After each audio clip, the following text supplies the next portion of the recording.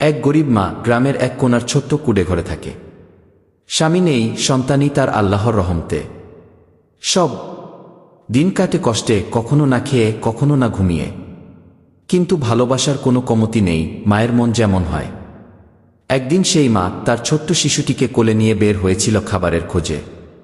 একটু দূরে গিয়ে কাঠ কুড়াতে গিয়েছিল। শিশুটি বসেছিল একা দরজার পাশে। ঠিক তখনই ঘটে যায় এক বিস্ময়কর ঘটনা। একটা বানর এসে শিশুটির পাশে দাঁড়ায়। সে ক্ষতি করতে নয়, বরং শিশুটিকে দুহাতে আগলে রাখে। মায়াভরা চোখে শিশুটির দিকে তাকিয়ে থাকে, যেন সে নিজেই মা হয়ে গেছে। শিশুটি নিরাপদ। বানরটি যেন জানিয়ে দেয়, এই দুনিয়ায় এখনো ভালোবাসা আছে, মমতা আছে, হেফাজত আছে।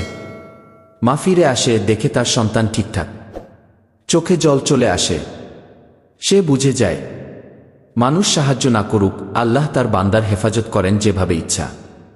রাসূলুল্লাহ সাল্লাল্লাহু আলাইহি ওয়াসাল্লাম বলেছেন, যে দয়া করে না তার উপর দয়া করা হবে না। সহিহ বুখারী। আসুন ভাই ও বোনেরা, প্রাণী থেকে হলেও দয়া ও মমতা শিখি। গরিব মা বাবার কষ্ট বুঝি, সাহায্যের হাত বাড়িয়ে দেই। মানুষ হই মানুষের জন্য। এরকম নিত্য নতুন প্রকৃত ভিডিও পেতে আমাদের চ্যানেলটিকে সাবস্ক্রাইব করে রাখবেন।